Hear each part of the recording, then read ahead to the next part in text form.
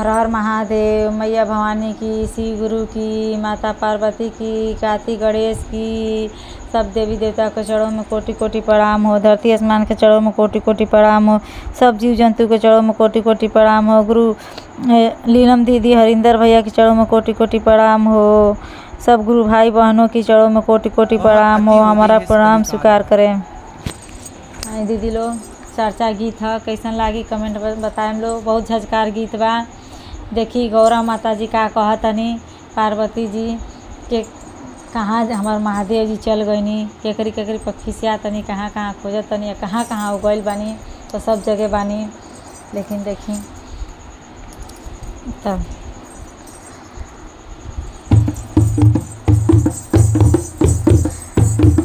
कौन गजरिया गजवा दिहलसी हो, हमर भोला बउरइले।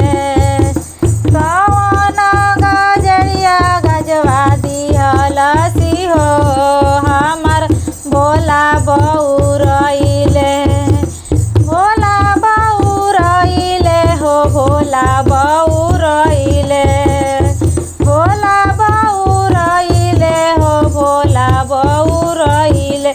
कौन गजरिया गजवा दिहलसी हो, हमर भोला बउरइले।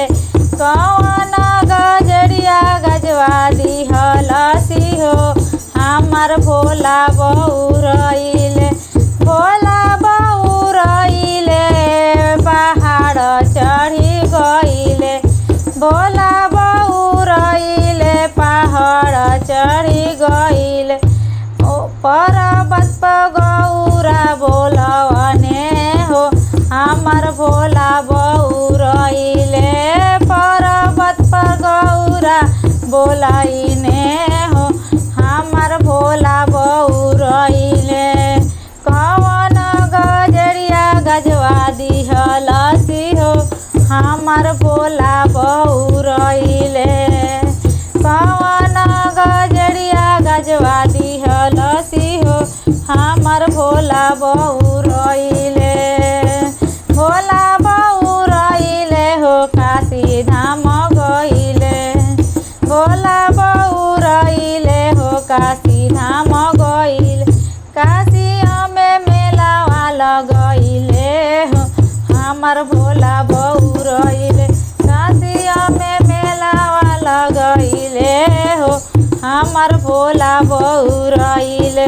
कौन गजरिया गजवा दिहलसी हो, हमर भोला बउरइले।